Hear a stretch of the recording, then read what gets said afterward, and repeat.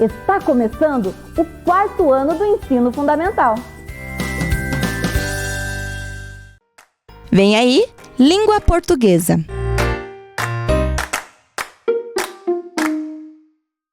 Bom dia, pessoal, tudo bem? Estamos aqui para mais uma semana de aula de língua portuguesa do programa Vem Aprender. Sou a professora Lucimara, lá da Escola Heitor Ditzel. Vamos ver os nossos objetivos para o dia de hoje?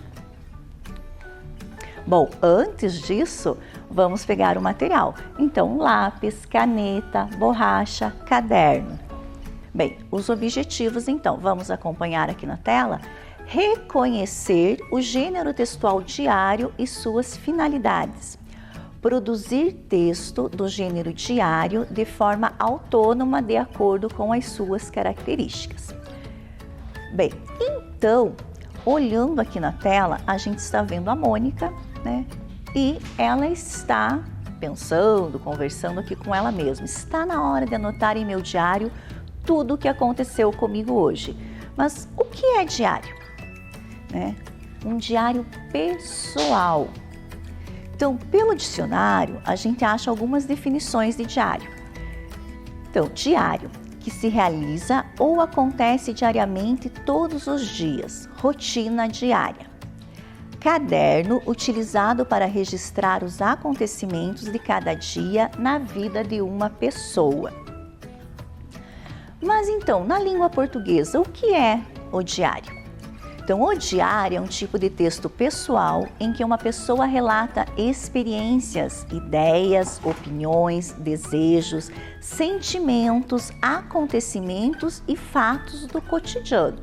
Então, no diário, a pessoa vai relatando aquilo que acontece com ela no dia a dia.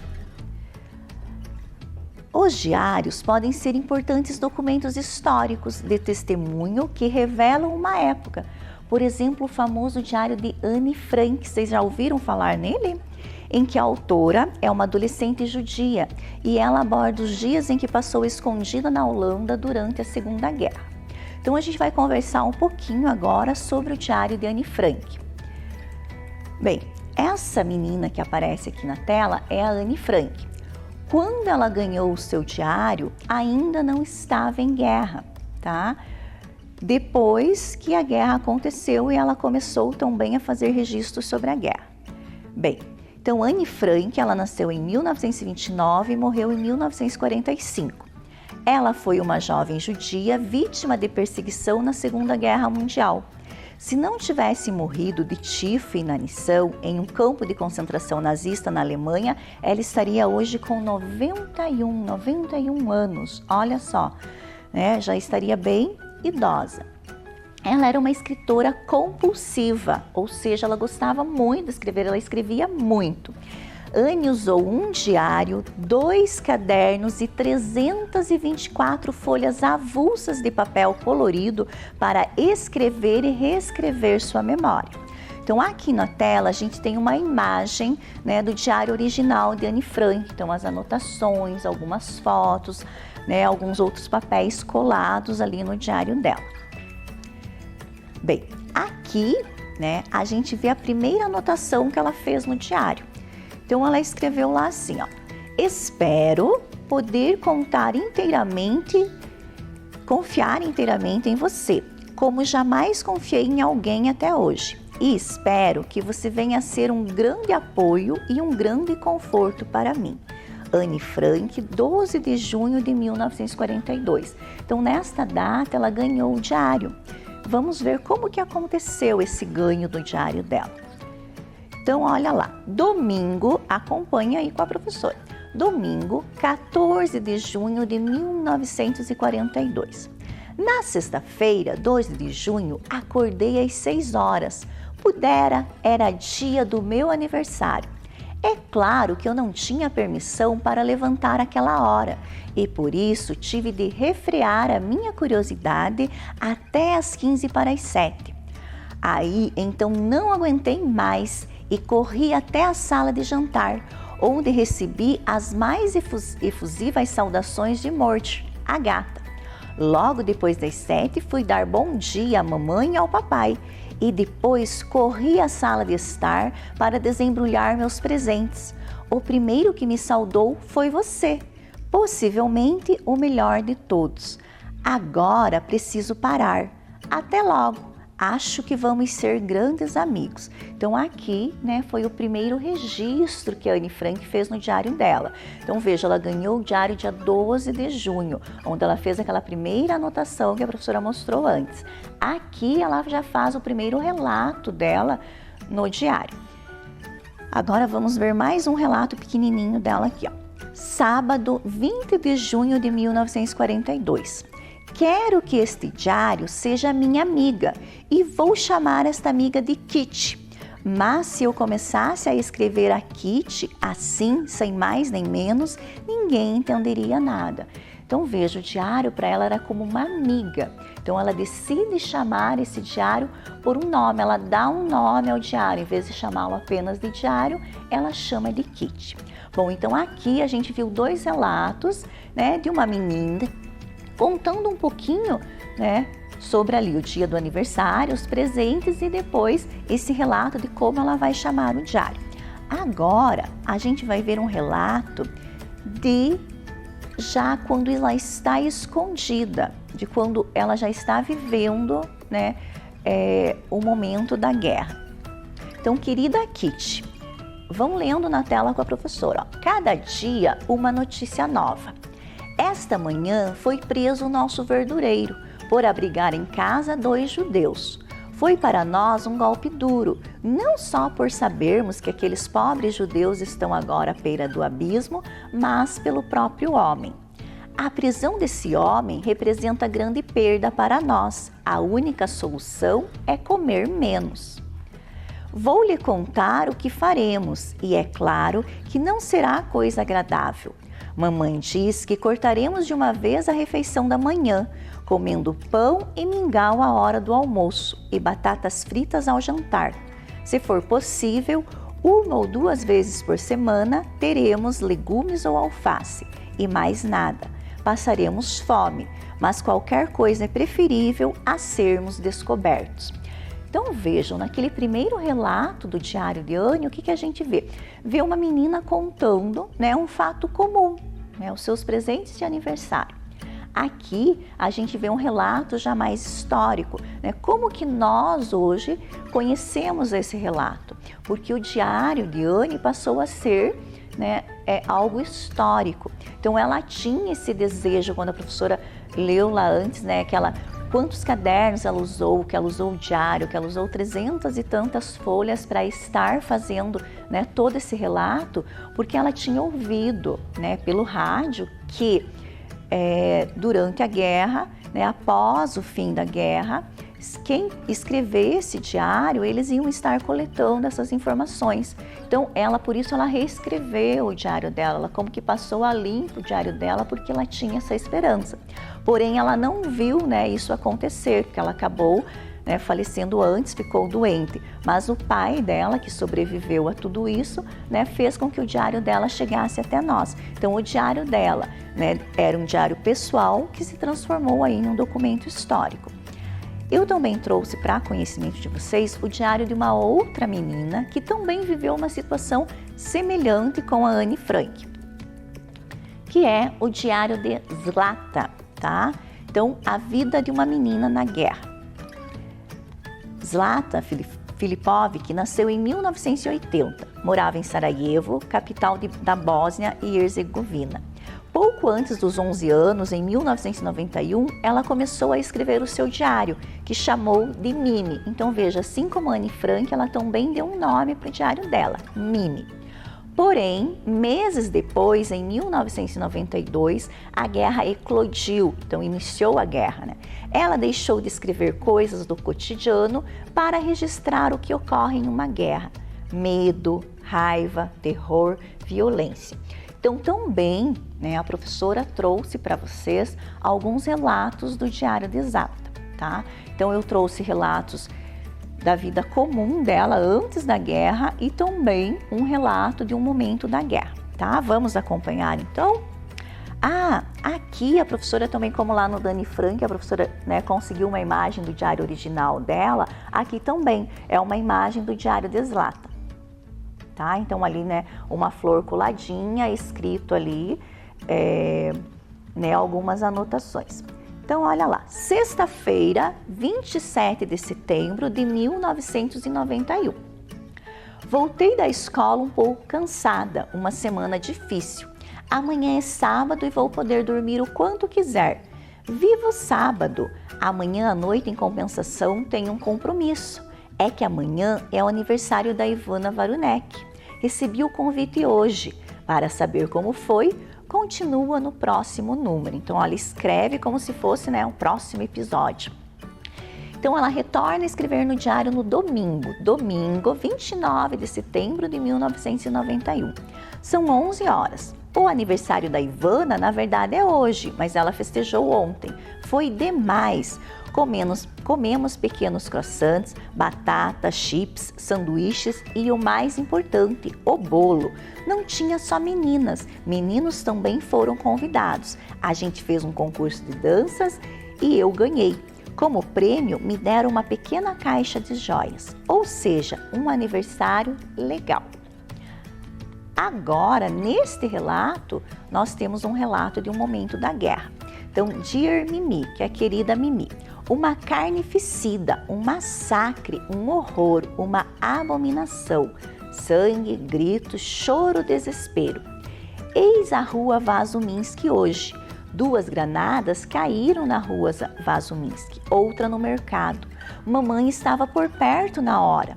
Ela foi correndo refugiar-se na casa de vovô e vovó. Papai e eu estávamos ficando quase loucos porque ela não voltava. Vi essas coisas pela televisão e não consigo acreditar no que vi. É inacreditável. Minha garganta estava apertada, meu estômago doía. O pânico. Estavam transportando os feridos para o hospital, para um abrigo. Passávamos o tempo todo olhando pela janela na esperança de ver mamãe chegar e nada.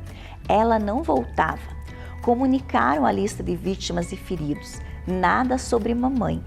Papai e eu desesperados. Será que mamãe estava viva? Às 16 horas, papai resolveu ir procurar no hospital. Vestiu-se para sair e já estava indo para a casa dos Bobar para eu não ficar sozinha em casa. Olhei uma última vez pela janela e vi mamãe atravessar a ponte correndo. Depois que ela chegou ao apartamento, começou a tremer e caiu no choro. Atrás das lágrimas, disse que tinha visto gente despedaçada. Aí todos os vizinhos chegaram, de tanto que haviam ficado preocupados com ela. Obrigado, meu Deus, mamãe já está conosco. Obrigado, meu Deus. Um dia pavoroso, impossível de esquecer. Que horror, sua Zlata. Então veja, né? Esse relato é um relato que até dá assim, né, um ruim, uma dor no nosso coração, né? Da gente imaginar que uma menina ali por volta dos seus 11 anos, né, viveu tudo isso. E não só ela, né? A gente sabe que nessas guerras, né, nessas confusões que tem por aí, né, às vezes por ganância, né, por outros motivos, tem, né, crianças envolvidas, adolescentes envolvidos. E através desses diários, desses relatos, se conhece um pouquinho mais do que essas pessoas passaram, do que elas pensaram, do que elas imaginaram, do que elas sofreram. Então, como a professora já falou lá no diário de Anne Frank, né, um diário que era um registro pessoal, que era, né, para registrar ali momentos importantes do dia a dia, passa a registrar, né, momentos históricos.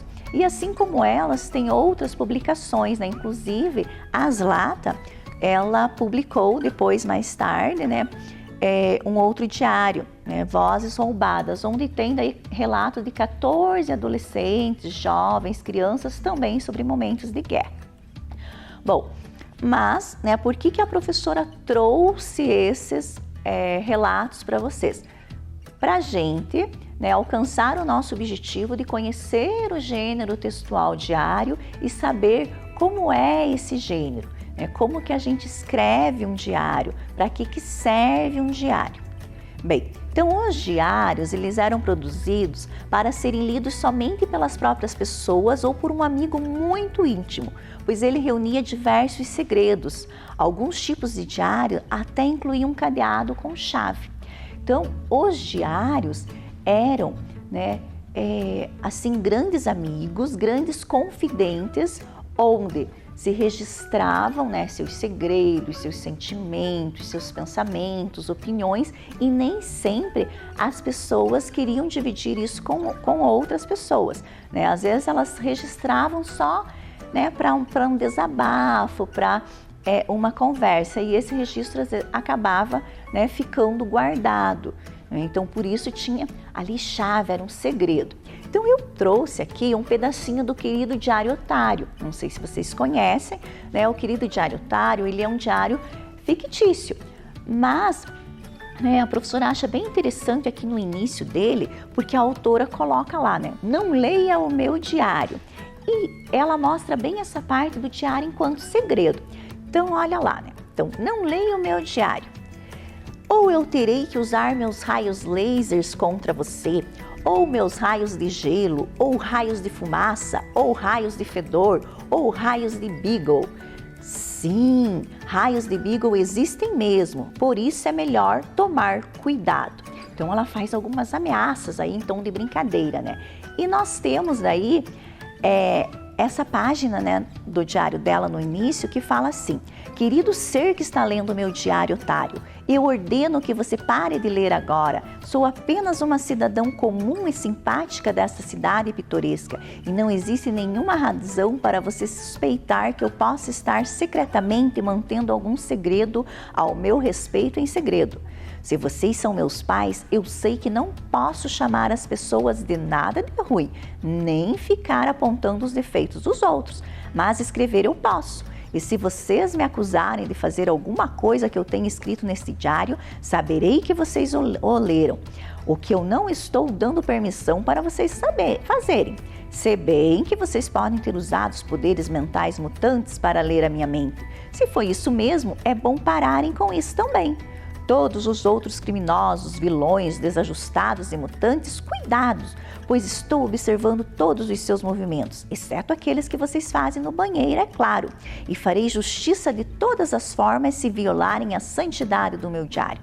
Se vocês pudessem me ver agora, ficariam com muito medo ao ver quanto peso eu consigo carregar. Assinado, Jamie Kelly. PS. Claro, se você não for um vilão ou criminoso, saiba que eu estou vendo você. Então largue o meu diário e caia fora. Continuo levantando pesos aqui, viu? Então olha, aqui, é claro, é um diário fictício, mas a gente consegue ver essa preocupação do diário, enquanto segredo, enquanto um caderno onde a pessoa anota, os seus sentimentos. E como eu falei, nem sempre quer que outras pessoas saibam. É claro que hoje, a gente tem os meios sociais, aí as pessoas divulgam bastante como que estão se sentindo, o que aconteceu com elas, se estão tristes, se estão alegres, mas ainda existem pessoas que gostam de escrever no diário como uma forma de desabafo e uma forma de guardar alguns acontecimentos e alguns sentimentos que acontecem, com ela. Bom, quais as características do texto diário? Então, como é um texto diário? O que tem em um diário? Eu acho que vocês já perceberam algumas coisinhas que vão aparecendo aí nos diários que a gente viu. Bem, para isso a professora trouxe aqui um pedacinho do diário da Julieta, do Ziraldo. Então, a Julieta, amiga, do menino maluquinho.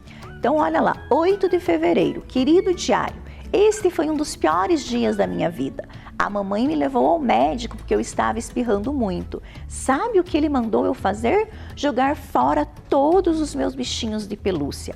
Não sei se estou preparada. Já é ruim estar doente. Será que ainda por cima tenho que perder meus fofuchos? Tem que ter uma saída. Querido diário, me dê uma luz. Fofuchos, amo demais. Então aqui a gente tem uma página aí do Diário de Julieta, e a gente vai estar agora observando partes desse relato dela para a gente ver essas características do diário, tá? Então vamos ver lá. Bom, Então, né, o diário, ele tem que ter relatos pessoais. Então, é um relato da sua vida. Então, querido diário, este foi um dos piores dias da minha vida. Então, ela está relatando, né, o dia dela, como foi o dia dela, tá? Então, um dos piores dias da minha vida. Escrito em primeira pessoa. Então, a mamãe me levou, né, ao médico porque eu estava espirrando. Sabe o que ele mandou eu fazer? Então, é o relato dela, escrito em primeira pessoa, que é o eu. O registro acontece em ordem cronológica, ou seja, vai aparecendo o tempo. Então, 8 de fevereiro, 24 de maio, 10 de outubro. Também tem a presença do vocativo. Professor, o que é vocativo? Vocativo é como se chama o diário. Então, querido diário, companheiríssimo diário. A gente viu o exemplo lá, querida Kitty, né? Querida Mimi. Então, como que você chama o diário? Ele apresenta uma linguagem informal, um vocabulário simples. Então, não é uma linguagem formal, é uma linguagem simples, porque ele não é escrito para ser, né, publicado, para ser lido por várias pessoas. Ele é escrito para você mesmo ser o leitor ou alguém de perto, né? Então, ela usa aqui, né, tipo, fofucho, né? Tem que ter uma saída. Ela podia escrever mais formalmente, deve haver uma saída, mas é uma linguagem simples, do jeito que ela fala normalmente. O diário às vezes traz elementos de recordação e caligrafia como marca pessoal e emoção. Então, o que são elementos de recordação? Um desenho, um adesivo, né? Um ingresso, alguma coisa daquele momento que você viveu. E a caligrafia, então a escrita da pessoa às vezes está mais bonita, às vezes faz colorido, às vezes faz uma escrita mais tremida. Então, dependendo da emoção da pessoa, é uma marca da pessoa.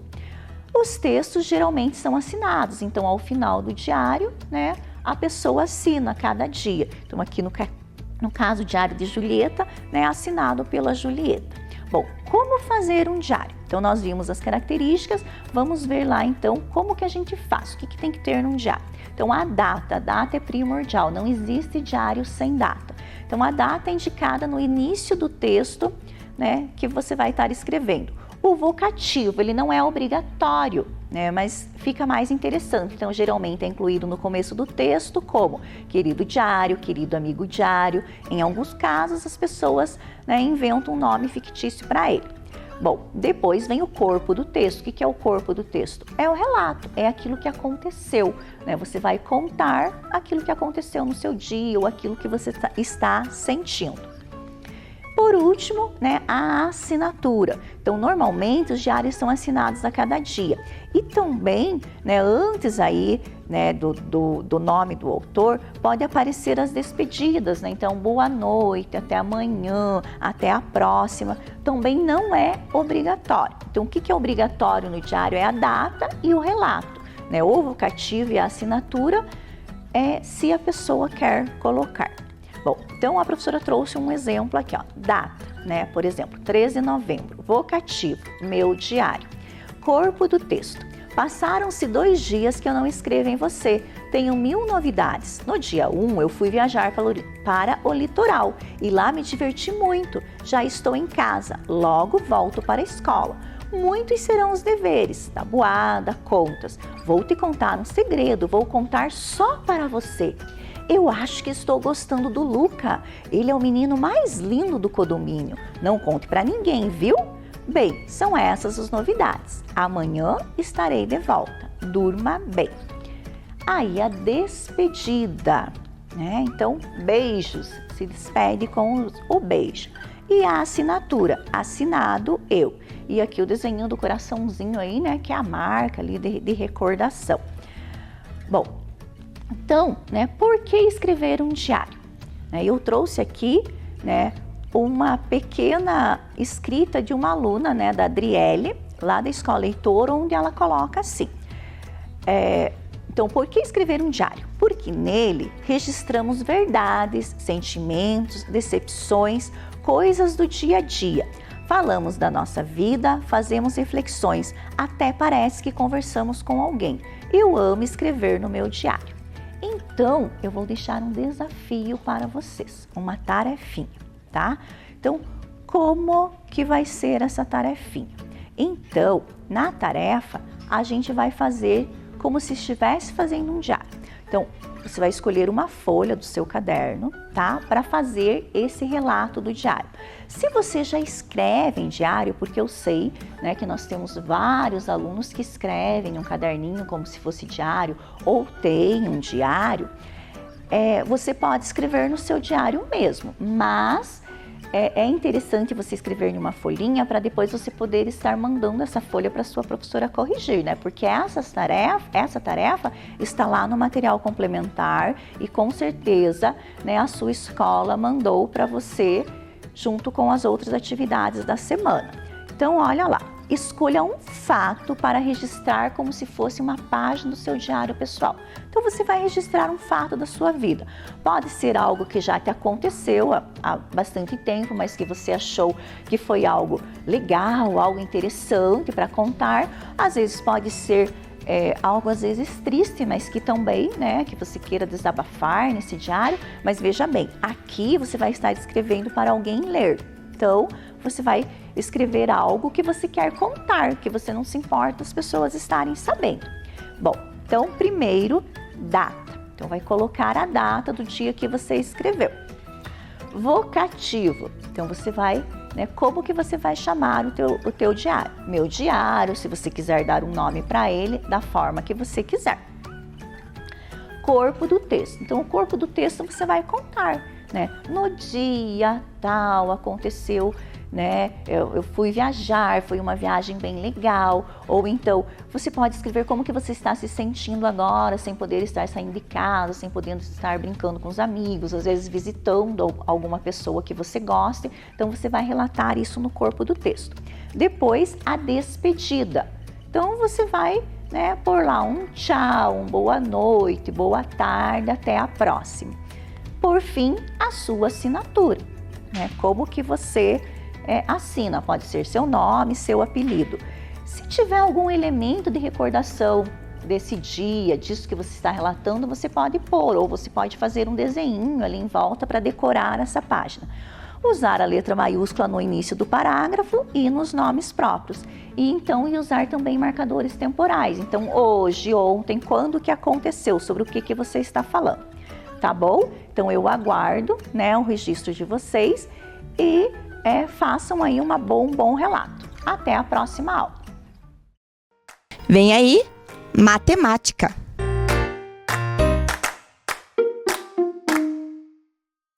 Olá, crianças, tudo bem? E aí, vamos para mais uma aula de matemática? Vamos lá?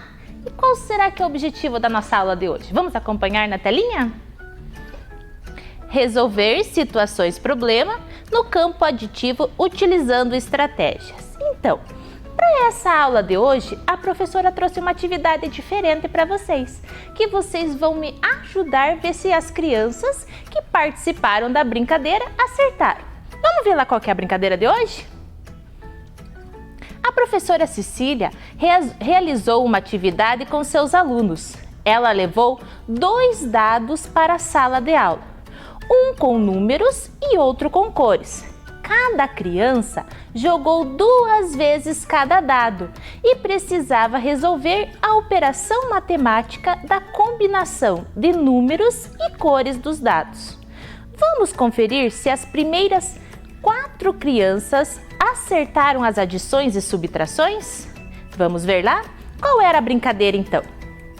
A professora trouxe para a sala de aula esse quadro. E nesse quadro tinham combinações de linhas e colunas. Qual era essa combinação? De números e cores. Cada criança jogava 2 vezes o dado. E quando ele acertava o número, ele observava a linha do número e a cor da coluna. E eu trouxe para vocês as 4 primeiras crianças. Vamos tentar ver lá qual eram elas? Então vejam, a primeira criança era a Letícia. A Letícia, quando ela jogou o dado, o primeiro dado dela caiu no número 1 e o segundo dado caiu na cor verde. Quando aconteceu isso, ela precisou ir lá na tabela para ver. Vamos olhar novamente a tabela? Qual é a cor? qual é a operação que está no dado número 1 e na cor verde? Olha lá, vamos copiar então? Vamos resolver essa operação para ver se ela acertou?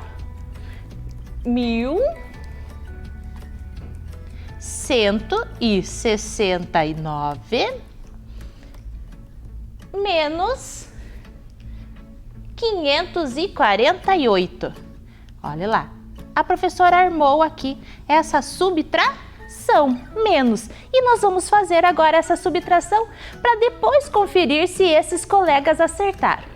Fácil essa subtração, não é mesmo?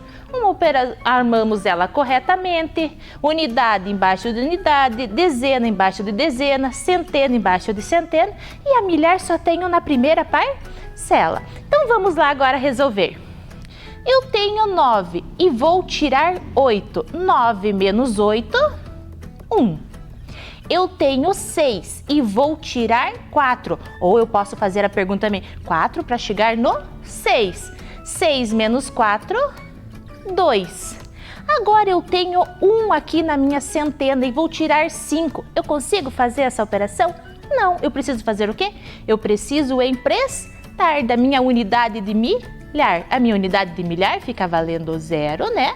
E aqui eu empresto uma unidade de milhar para minha centena. 5 para chegar no 11, ou 11 menos 5, 6. 621. Essa foi a primeira jogada da Letícia. Na segunda jogada da Letícia, o dado de números dela marcou 2 e a cor marcou o roxo. Olhem lá na telinha qual que é a operação que nós precisamos fazer. O número 2 e na cor roxa. Encontraram lá qual é a operação? É uma subtração ou é uma adição? Isso, é uma adição. Então vamos montar ali essa adição agora?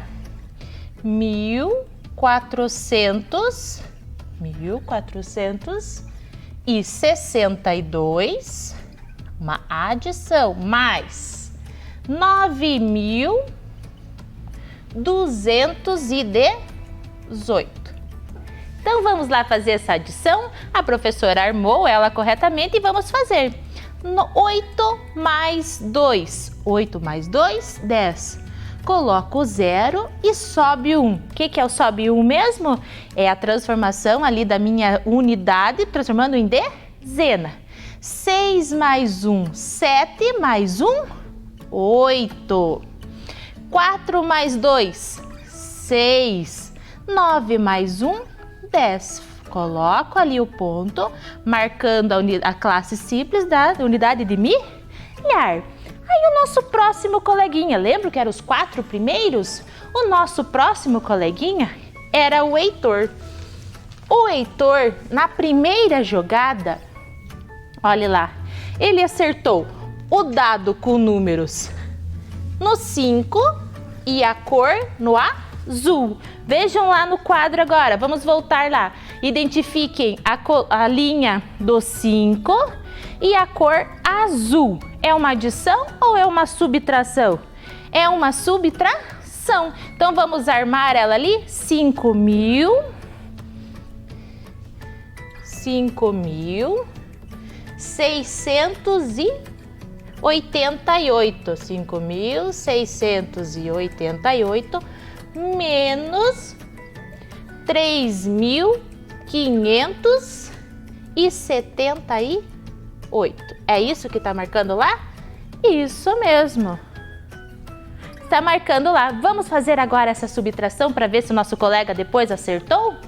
Então, uma subtração. Eu tenho 8 na unidade e quero tirar 8. 8 menos 8, eu vou ficar com 0. 8 menos 7, 1. 6 menos 5, 1. E 5 menos 3, 2. Fácil essa daqui, não é mesmo? Ela não precisou ali de agrupamento. A sentença de cima ali nós tiramos e ficou 2.110. Na próxima jogada, o Heitor, com o dado de números, ele acertou o 6, né? Conseguiu o 6 e na cor amarela. Vamos no quadro ver qual é essa operação que nós precisamos fazer? Olhem lá na telinha. No quadro, o número 6 e na cor amarela. 6 amarelo é uma o quê? Adição. 8.213, 8.213 mais o sinalzinho de mais 3.527. Olha lá. Vejam, será que ele acertou? Como será que nós vamos ver agora? Nós montamos ela corretamente? Montamos. Unidade, dezena, centena e a unidade de milhar. 3 mais 7. Quanto dá 3 mais 7? 10. Coloco o 0 e sobe o 1. 1 mais 1. 2. 2 mais 1. 2 mais 2. 4. 5 mais 2. 7. E 8 mais 3? 11. 11.740. Olha o pontinho, eu não posso esquecer. Vamos apagar que esse 1 tá muito feio. Credo, professor, que 1 feio. Então, olha lá. 11.740. Eram 4 jogadores. Foi 2. O próximo é o Vinícius. Olha lá o Vinícius. O Vinícius, na primeira rodada, ele jogou o seu dado de números e tirou 4. E no lado de cores, ele tirou o vermelho. Vamos lá no quadro ver 4 vermelho? Olha, agora esse número aqui ficou um pouquinho maior e é uma subtração. 64.214. Coloca o sinal de subtração para não errar. Menos 25.761. Olha lá a subtração. Vejam, eu tenho agora aqui, usando as dezenas simples, né? Unidade, dezena e centena, a unidade de milhar e a dezena de milhar. Vamos fazer aqui essa operação? 4 menos 1, 3. 6 menos 1, eu posso tirar 6 de 1 aqui? Posso tirar 6 dezenas de uma dezena? Não, eu vou emprestar aqui, ó, do 2. O 2 fica valendo 1. Emprestei para o coleguinha aqui. 6 para chegar no 11 agora. 6 para chegar no 11, 5. Deixa eu apagar aqui. 6 para chegar no 11, 5. Agora, o 7 para chegar no 1, eu posso? Não. Quando eu emprestei aqui, ele continuou sendo uma centena menor. Vou emprestar do 4. O 4, por enquanto, fica valendo 3 e eu vou emprestar aqui para ele, que vai ficar valendo 11. 7 para chegar no 11. 11 menos 7, 4. 3 e tiro 5. Também não posso. Vou emprestar do 6, que fica valendo 5 e aqui ficou valendo 13. 5 para chegar no 13, 8. 5 menos 2, ou 2 para chegar no 5, 3. 38.453. Agora, a próxima jogada lá do meu amigo Vinícius. No número, ele tirou o 6. No dado, o 6. E na cor, azul. Vamos olhar lá no quadro o 6 azul? Observando lá. É uma conta mais simples, é uma conta de adição. Por que mais simples? Porque quarto e quinto ano já devem estar, ó, feras nessas continhas aqui, nessas operações de adição e subtração. 6.923.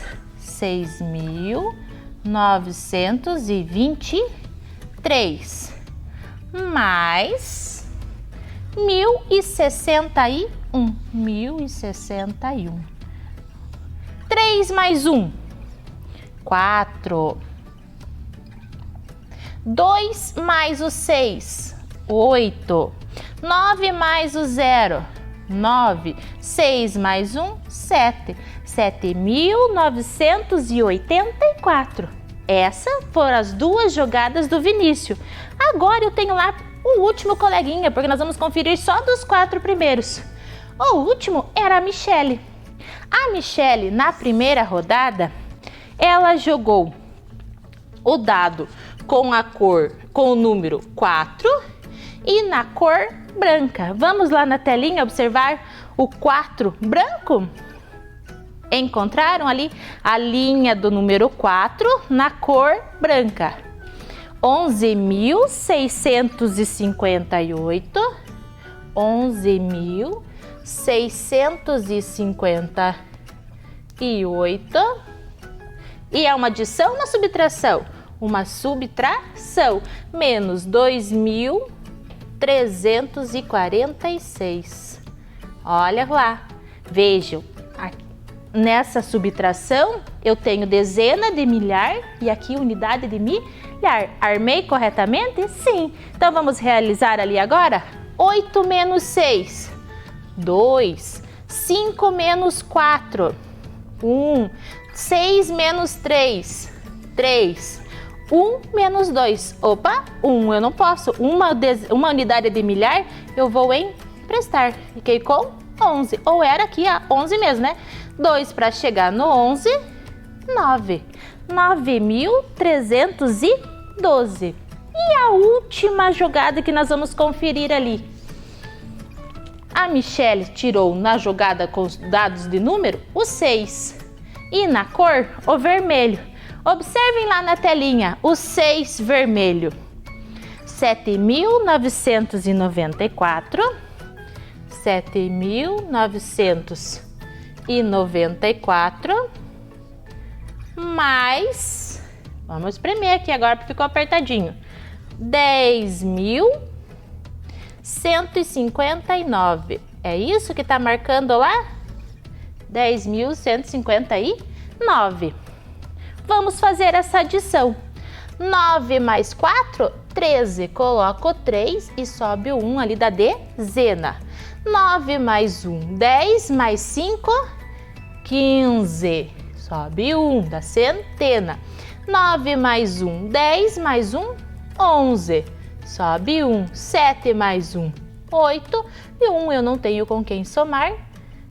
18.153. Então essa eram as operações que as crianças precisavam fazer. Agora, lá na telinha, nós vamos ver se essas crianças aqui capricharam na hora de fazer. Vamos conferir lá? Então vamos lá conferir? A Letícia, na primeira jogada, o dado de número 1 e a cor verde. Quanto ela mostrou para a professora? 621. É isso que nós conferimos? Exatamente, 621. Na segunda rodada, 10.680. Vamos ver lá?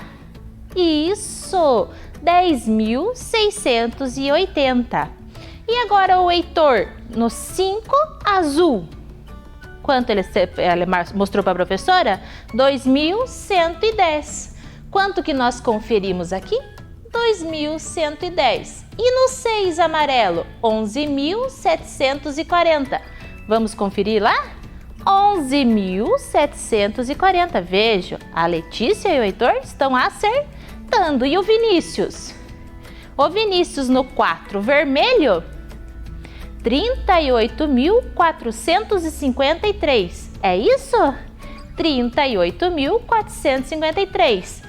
E no 6 azul? 7.984. Vamos ver lá? Isso, 7.984. Ah, os 3 acertaram. Vamos ver a Michele lá agora. 4 branco. Quanto ela fez lá? 9.312. E aqui? 9.312. E na última rodada ali, 6 vermelho, 18.153. E o que ela mostrou para a professora? 18.153. Viu? Essas crianças estão de parabéns, porque eles estão treinando bastante e conseguiram fazer essas atividades. Então, olha o desafio que a professora trouxe. No desafio, eu trouxe algumas imagens que são conhecidas para vocês. Qual é a primeira imagem ali? A catedral da nossa cidade, né? A Catedral de Santana. O segundo, um símbolo bem importante para nossa cidade, a Taça de Vila Velha. E esse? Quem conhece o próximo ali? Isso, o símbolo do nosso time da nossa cidade, o time ali do Operário, o Fantasminha. E eu tenho a bandeira, bandeira de Ponta Grossa. Então veja, entre esses símbolos a professora tem alguns sinais. Sinal de mais, de adição, e o sinal de igual.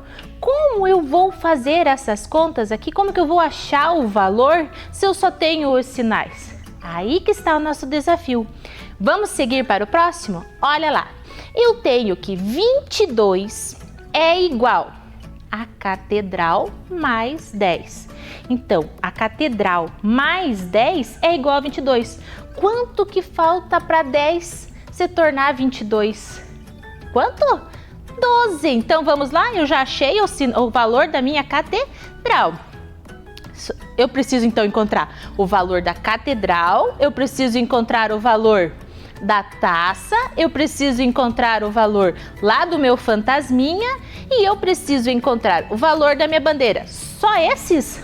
Não, eu preciso também encontrar a interrogação. Então, quando eu descobrir todos esses, eu vou chegar na interrogação, que é o resultado do meu desafio. Então, eu já sei agora que a minha catedral é 22, é a catedral mais 10. Então, 10 mais o que dá 22? Quanto lá?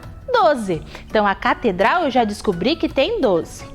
Então, agora eu já sei que a catedral é 12, mas o meu fantasminha vai dar 13. 12 para chegar no 13, eu vou descobrir que o meu fantasminha vale 1. Ah, então agora eu já tenho a catedral e já tenho o fantasminha. Agora, a minha taça menos o 3 vai dar 4. Como que eu vou encontrar? Um número que se eu tirar dele 3 vai dar 4. Ou eu posso pensar que 4 mais o 3 é o valor da minha taça. Então eu vou saber que a minha taça vale 7. O valor da minha taça ali é 7. Ah, então agora eu já posso ir para a última pergunta ali? Já vou conseguir a minha interrogação? Não, porque vejam, eu tenho a catedral, o fantasminha, a bandeira e a interrogação. Eu não tenho ainda 2 valores. Ah, mas eu volto aqui. Eu já tenho a catedral, que vale 12, a taça, que vale 7, 12 mais 7, 9, mais 19, mais o fantasminha, que vale 1. 12 mais 7 mais 1, qual é o valor da minha bandeira? 20. Agora sim eu posso encontrar a minha interrogação e acertar o desafio. Qual é o valor da minha catedral? 12. 12 mais o fantasminha, 1. 12 mais 1, 13. 13 mais a bandeira, que vale 20. 13 mais 20, qual é o valor da minha interrogação? 33. Encontramos esse desafio? Encontramos. Eu tinha números em todos os meus símbolos? Não. Eu fui descobrindo, os números que estavam ali escondidos e consegui resolver o nosso desafio. Resolvendo esse desafio, quando nós fizemos lá as adições e subtrações do jogo e fazendo ali tirando aquelas informações que eu tinha na tabela, será que eu consegui atingir o objetivo da aula de hoje? Qual era o objetivo mesmo? Resolver situações-problema no campo aditivo utilizando estratégias. Nós utilizamos estratégias para a aula de hoje? Utilizamos ali, nós utilizamos na combinação das tabelas, nós utilizamos com os símbolos. Mas para vocês ficarem mais espertos ainda, em casa vocês vão realizar a tarefa. Vamos ver qual é a nossa tarefa? Olha lá, descubra o segredo. Ah, esses personagens aqui são bem conhecidos de vocês, né? Então vocês vão resolver esse desafio. E qual que é a próxima tarefa? A soma de 2 números é 178. Um deles é 39. Qual é o outro? Olha, eu tenho 3 informações aqui, que se eu somar um número com esse, eu vou ter esse. Então, vocês vão descobrir aqui, qual é esse número. E a próxima tarefa? A soma de 3 números é 9.382. O primeiro deles é 2.853 e o segundo é 3.869. Qual é o último número? Então vamos lá, pensando bastante, usando estratégias, como dizia o nosso objetivo, vocês vão realizar essa tarefa. E depois de todas essas atividades, nossa aula se encerra por aqui. Até a próxima, crianças! Vem aí, formação humana, ensino religioso. Bom dia! Tudo bem com vocês? Espero que estejam todos bem em casa, se cuidando, lavando as mãos, passando álcool gel, evitando aglomeração, tomando todos os cuidados necessários. Eu sou a professora Adriane, vocês já me conhecem e hoje eu vou trabalhar com vocês formação humana e ensino religioso. Eu sou professora lá na Escola Frederico Constante Degraff, lá no Sabará. Até gostaria de mandar um beijo para os meus alunos, que eu estou morrendo de saudades. Vamos para o tema da nossa aula de hoje? E o tema da nossa aula é Influência das mídias, consumo consciente, capacidade de escolha do ser humano, veracidade dos fatos e responsabilidade. E os objetivos são conhecer o significado de pegada ecológica e os 5 R's do consumo consciente. Refletir sobre a necessidade de mudarmos nossas atitudes para sermos consumidores conscientes. Muito bem, vocês viram que a nossa aula, o tema da nossa aula é o mesmo da aula passada. Por quê? Porque nós vamos dar continuidade no assunto. Vamos conversar um pouco mais sobre o consumo consciente e a nossa responsabilidade. Vocês lembram que a aula passada nós falamos sobre a influência da mídia e como ela afeta as nossas escolhas e como devem ser as perguntas que devem ser feitas pelo consumidor consciente. Vocês lembram disso? E hoje, para começarmos a nossa aula, nós vamos assistir um vídeo. Ele é bem curto, mas tem informações importantíssimas para a nossa vida, para o nosso dia a dia.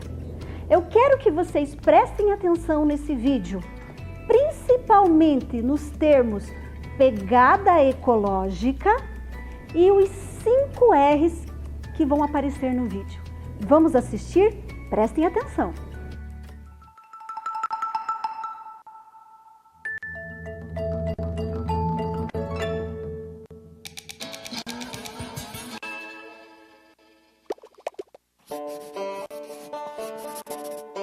Hoje, somos mais de 7 bilhões de pessoas vivendo na Terra. E para viver, precisamos de água, alimento, abrigo, cuidados com a saúde, educação, energia, roupas e mais roupas, sapatos, tênis da última moda, eletrodomésticos, mais eletrodomésticos, celulares cada vez mais incríveis. Mas espera aí, será que precisamos mesmo disso tudo? De algumas coisas, sim, mas da forma como vivemos hoje, nos acostumamos a comprar muito mais do que precisamos. Porque o nosso amigo tem um modelo mais bacana, ou porque acreditamos numa propaganda, ou ainda para levantar o astral. Enfim, comprar mais do que precisamos virou um hábito. Passamos a ser chamados de consumidores e vivemos na época da sociedade de consumo. A sociedade de consumo é como uma máquina gigantesca. Para funcionar, usa recursos naturais para produzir coisas para serem consumidas e logo substituídas por outras coisas que, para serem produzidas, precisam de mais recursos naturais.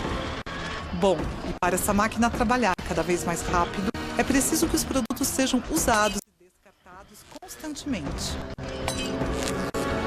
Mas a palavra consumir pode também significar destruir. Para manter essa máquina sempre calibrada, estamos esgotando os recursos naturais e gerando uma descomunal quantidade de lixo. Só que os recursos naturais são finitos e, se utilizados a exaustão, podem acabar.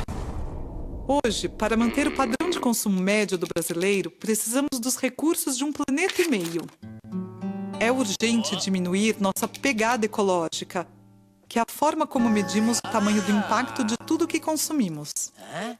Uma forma de mudança é colocar em prática os 5 R's: repensar, recusar, reduzir, reutilizar e Repensar nossos hábitos. O que podemos fazer para diminuir o impacto do consumo? Quando paramos para pensar e não agimos por impulso, fazemos escolhas mais conscientes. Recusar. Temos o poder de recusar produtos que causam impactos sociais ou ambientais negativos. Antes de comprar um produto, devemos nos certificar de onde ele vem e como foi produzido. Reduzir o consumo. Antes de comprar alguma coisa, vamos perguntar: eu preciso mesmo disso? Reutilizar coisas que iriam para o lixo. Reciclar o que usamos. Para isso, é preciso separar os resíduos e descartá-los no lugar correto. Precisamos nos responsabilizar por nossas atitudes no dia a dia. É muito importante que a gente pratique os 5 R's, que são os novos hábitos do consumo responsável.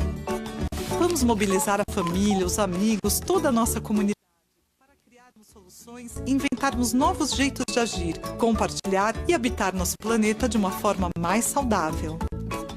Recicle seus hábitos e mude suas atitudes.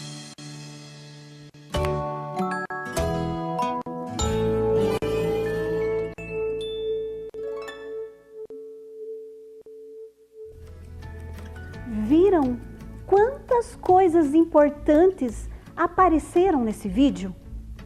E uma das questões mais importantes é a nossa responsabilidade diária nas nossas escolhas e na forma como consumimos. Agora, vocês prestaram atenção naquilo que eu falei antes do vídeo? Na chamada pegada ecológica?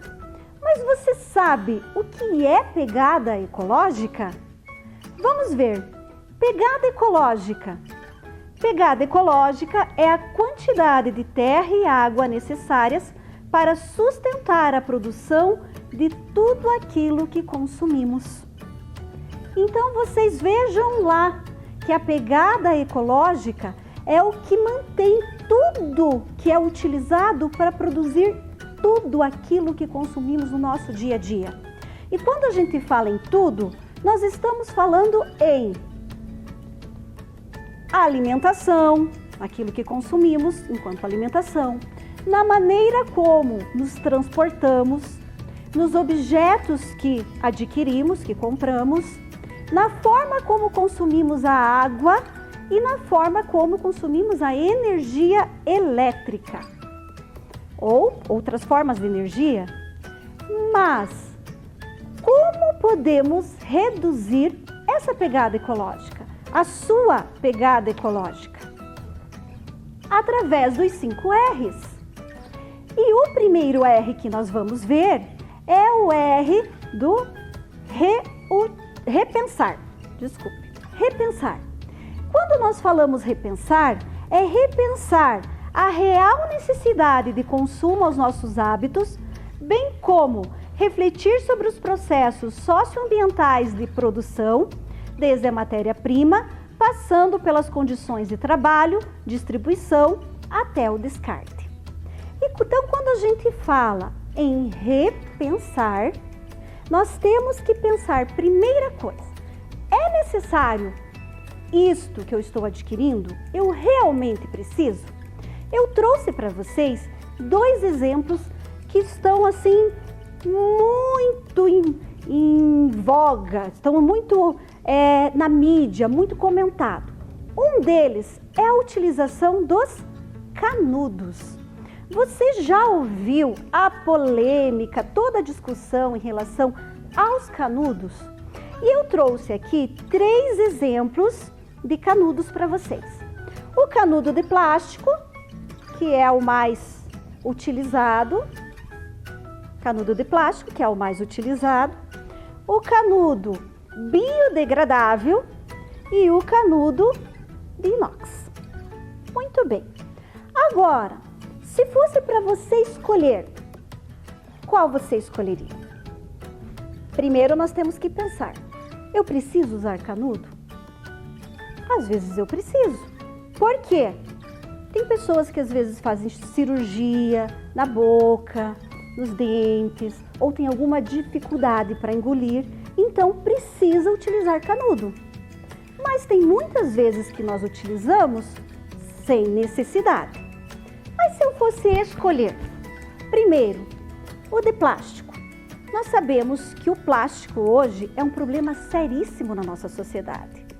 Por quê? Porque ele polui o meio ambiente. E esse canudinho de plástico que você usa lá 10 minutinhos no teu dia a dia, ele vai ficar na natureza durante aproximadamente 500 anos. Isso mesmo, 500 anos. E isso quando ele não se torna em frações muito menores, e aí é um problema mais sério ainda, principalmente nos mares, nos rios.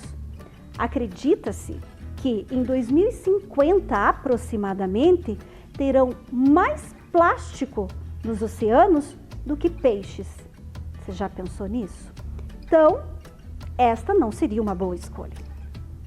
O biodegradável. O canudinho biodegradável, ele é uma escolha mais sustentável. Por quê? Ele tem várias formas de serem feitas.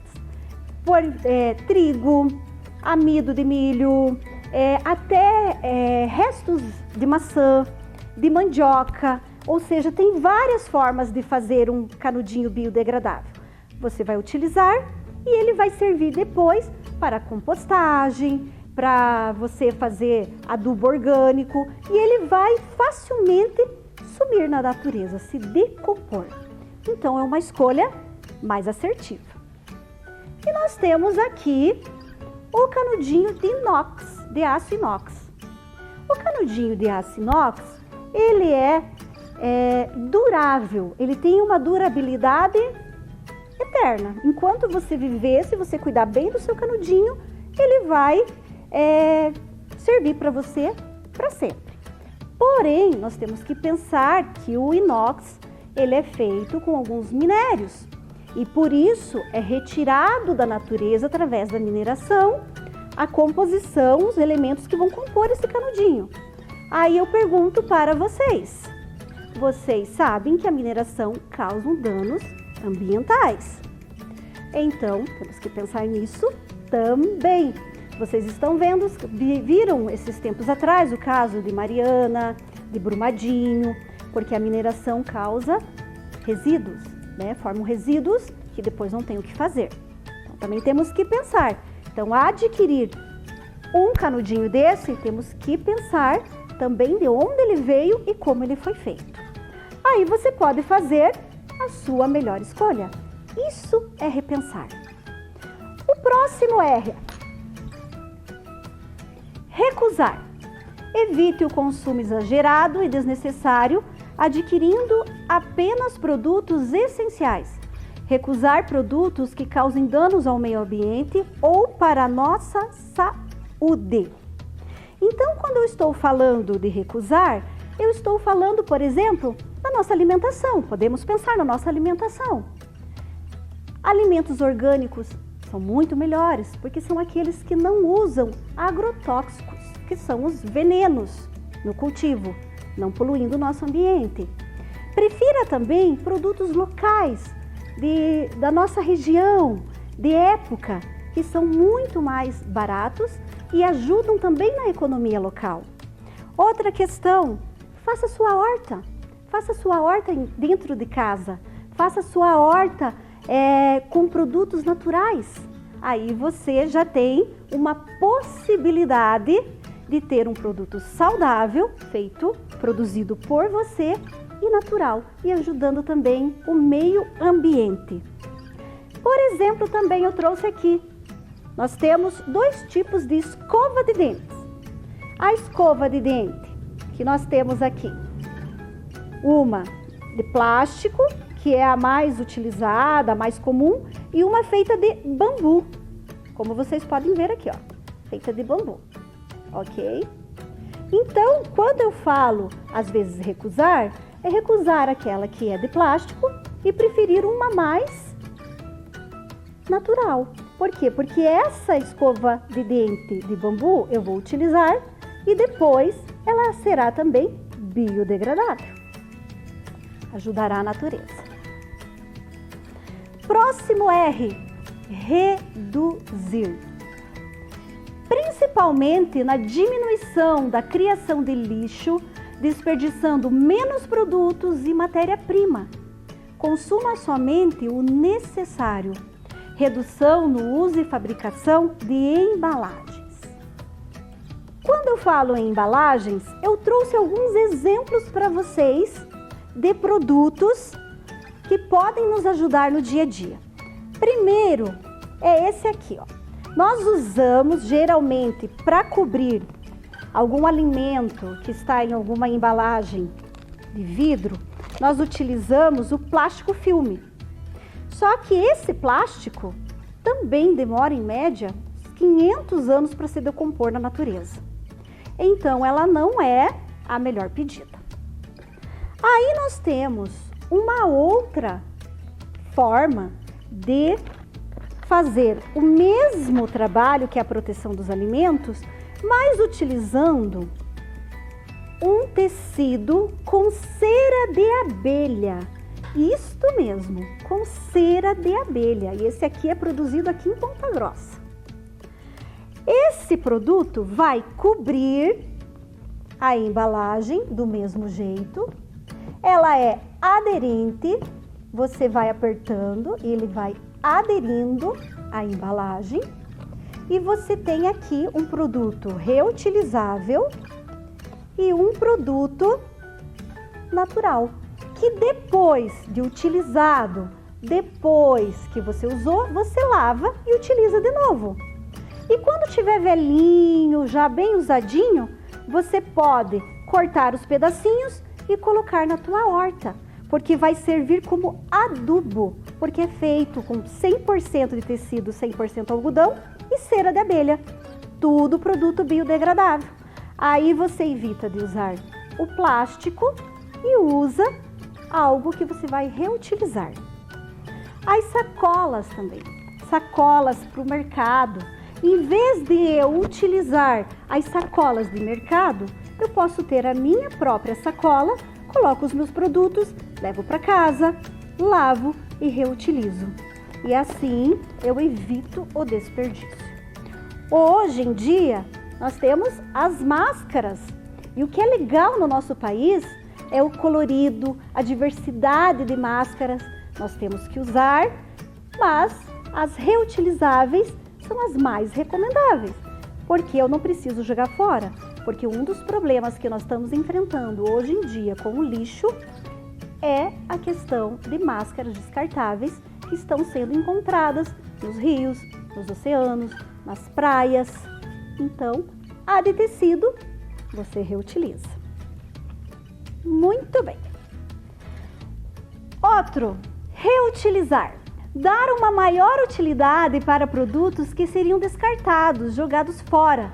Se não utilizado pelo indivíduo, pode ser por outras pessoas, ao invés de serem jogados fora.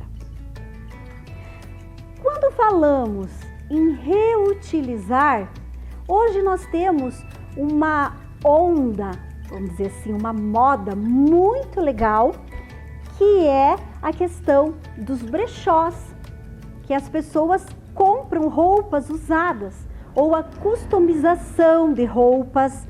Quando eu modifico o modelito, já está mais demodê, ou seja, fora de moda, e eu faço um arranjo, um rearranjo da minha roupa, e ela fica moderna e diferente. Isso é uma forma de reutilizarmos. Mas podemos também reutilizar as coisas através do artesanato, como, por exemplo, essa latinha, que é uma latinha de extrato de tomate, de conserva, que serviu como para guardar fios de costura e aqui em cima a tampinha, uma almofadinha para alfinetes. Aí foram usados retalhos de tecidos, algumas coisinhas coloridas aqui para dar um charmezinho, e é uma forma de reutilizar um produto que iria para o lixo. E por último, para terminarmos, o último R, reciclar, que é transformar algo usado em algo totalmente novo. Ao reciclar qualquer produto, reduz-se o consumo de água, energia e matéria-prima. Vocês já sabem os produtos que são recicláveis: papel, vidro, plástico, metal. Mas você sabia que o isopor também é reciclável? O isopor também é. Podemos reciclar o isopor. Então, separe o seu lixo. Separe aquilo que pode ser reutilizado, reciclado. Eu trouxe para vocês agora uma frase que eu quero que vocês pensem. É da Janai Paulucci. Ela é aqui de Ponta Grossa e ela tem algumas formas de viver que reduzem a nossa pegada ecológica, que reduzem a forma de consumirmos, e isso gera menos impacto ao meio ambiente. E eu quero que vocês leiam essa frase. Eu não posso mudar o mundo, mas eu posso mudar a mim mesma e, quem sabe, inspirar outras pessoas a fazerem o mesmo. Hoje eu proponho aqui, para cada um de vocês que estão assistindo essa aula, sejam os nossos alunos crianças, sejam os nossos alunos da EJA, que sejam a inspiração para alguém. Inspirem as pessoas. Comecem. Não precisa começar com tudo, mas que uma atitude sua pode mudar, sim, muita coisa. Vamos para a nossa tarefa? Nossa tarefinha. Aliás, antes, retomando o que aprendemos. Conhecemos o significado de pegada ecológica e os 5 R's do consumo consciente. Refletimos sobre a necessidade de mudarmos nossas atitudes para sermos consumidores conscientes. Fizemos tudo isso hoje. E agora a nossa tarefa. Existe uma campanha que se chama Julho Sem Plástico. Mas como nós estamos em agosto, nós adaptamos essa campanha para Vida Sem Plástico. E que tal fazermos parte desta campanha? Eu quero que vocês leiam as 9 ideias para viver sem plástico, converse com seus familiares e tente fazer alguma ou algumas dessas ações no seu dia a dia. Como trazer sua própria sacola de compras, carregar consigo uma garrafa de água reusável, traga sua própria xícara, empacote o seu almoço num container reusável, diga não a canudos e talheres descartáveis e outros mais. Tire foto ou faça um desenho para representar a ideia que colocaram em prática. E para encerrarmos a nossa aula, eu trouxe alguns sites que vocês podem pesquisar sobre o consumo consciente, que é a Cartilha para o Consumidor Responsável. Aí tem um endereço, você pode acessar. A revista Exame, que traz 20 empresas e modelo de responsabilidade socioambiental. Um teste para você testar sua pegada ecológica. O Instagram de Família PG, que ensina práticas simples de consumo sustentável. Um Instagram do Recife Sem Lixo, que ensina práticas simples de viver sem o plástico e fortalecer a cultura da sustentabilidade. E um Instagram Consciência UEPG, que traz diversos temas envolvendo o meio ambiente, qualidade de vida e desenvolvimento científico. Ficam as dicas. Eu espero profundamente que você também seja um inspirador, que inspire outras pessoas. Se cuidem, fiquem em casa, usem máscara, álcool gel, lavem as mãos e até a próxima.